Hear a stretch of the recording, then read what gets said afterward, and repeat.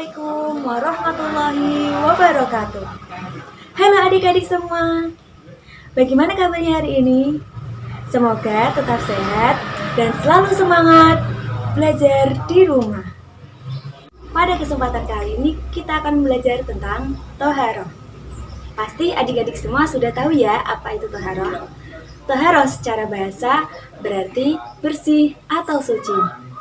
Sedangkan secara istilah, toharoh adalah suatu perbuatan atau cara yang dilakukan oleh seseorang dengan tujuan untuk membersihkan diri, pakaian, tempat, dari najis dan hadas.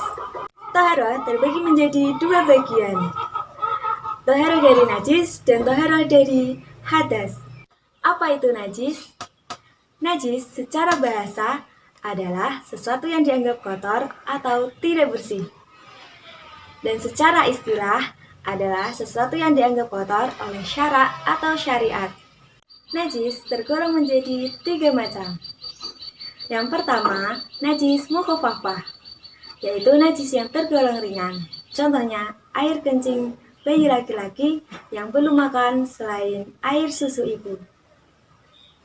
Dan yang kedua, najis mutawasitoh, yaitu najis yang tergolong sedang. Contohnya seperti darah, nanah, bangkai, kecuali bangkai ikan dan belalang, dan sesuatu yang keluar dari kubul dan dubur. Dan yang ketiga, najis mughaladzah, yaitu najis yang tergolong berat. Najis ini bersumber dari air liur anjing atau babi. Lalu, apa itu hadas? Hadas adalah keadaan tidak suci pada diri seorang muslim yang menyebabkan ia tidak boleh melakukan ibadah tertentu, seperti sholat, tawaf, menyentuh Al-Quran, dan mengangkat Al-Quran. Adapun hadas terbagi menjadi 2 macam. Yang pertama, hadas kecil. Hadas kecil adalah keadaan tidak suci pada diri seseorang yang mewajibkan ia untuk berwudu atau tayamum. Sebab-sebab hadas kecil diantaranya: yang pertama, sesuatu yang keluar dari kubul atau dubur. Yang kedua, hilangnya akal seperti tidur.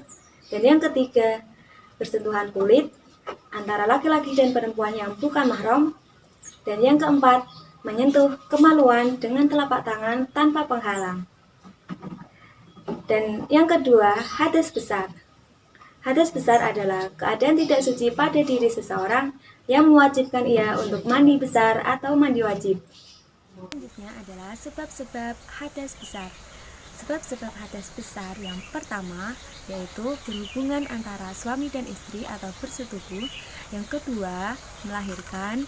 Yang ketiga, keluar mani. Dan yang keempat, nifas. Sedangkan yang kelima adalah menstruasi. Lalu, bagaimana tata cara toharoh dari hadas? Nah, tata cara toharoh dari hadas yaitu meliputi wudu, mandi wajib, dan tayamum. Wudu adalah cara bersuci untuk menghilangkan hadas kecil dengan air. Lalu, bagaimana tata cara wudu? Nah, tata cara wudu yang pertama adalah niat dalam hati. Jika dilafalkan, maka niatnya nawaitul wudu'a li raf'il hadasil asghari fardhalillahi ta'ala. Dan yang kedua, disunahkan mencuci kedua telapak tangan, berkumur, dan membersihkan lubang hidung. Yang ketiga, membasuh wajah. Dan yang keempat adalah membasuh kedua tangan hingga siku. Dan yang kelima, mengusap kepala.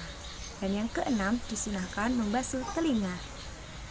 Dan yang ketujuh, membasuh kedua kaki hingga mata kaki. Dan yang kedelapan adalah tertib. Setelah itu berdoa. Yang selanjutnya adalah mandi wajib.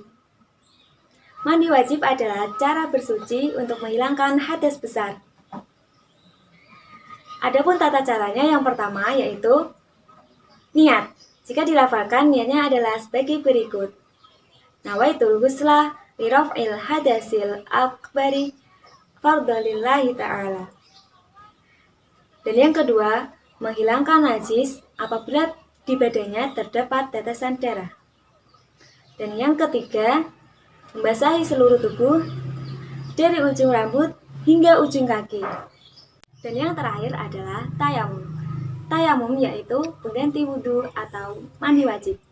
Hal ini dilakukan sebagai rukhsah atau keringanan kepada seseorang yang tidak dapat memakai air karena beberapa halangan. Tayamum dilakukan dengan menggunakan sarana debu yang bersih dan suci. Debu ini berfungsi sebagai pengganti air. Tayamum dilakukan ketika yang pertama, seseorang tidak menemukan air dan sudah berusaha mencarinya.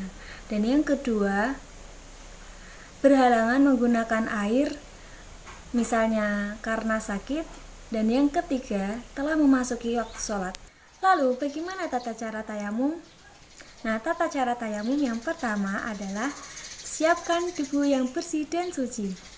Kemudian yang kedua, letakkan kedua telapak tangan dengan posisi jari dirapatkan ke permukaan debu yang suci dengan sekali tepukan. Kemudian usapkan ke seluruh permukaan wajah disertai dengan niat dalam hati. Niatnya jika dilafalkan adalah nawaitu tayammuma listibahati sholati fardholillahi ta'ala. Nah, niat ini digunakan untuk mengerjakan sholat. Kemudian letakkan kembali kedua telapak tangan ke permukaan debu yang bersih dan suci. Setelah itu mengusap tangan kanan hingga siku, dan begitu pun sebaliknya dengan tangan kiri. Nah, adik-adik, demikianlah beberapa penjelasan mengenai bagaimana cara tohara atau bersuci. Semoga dapat bermanfaat untuk kita semua ya.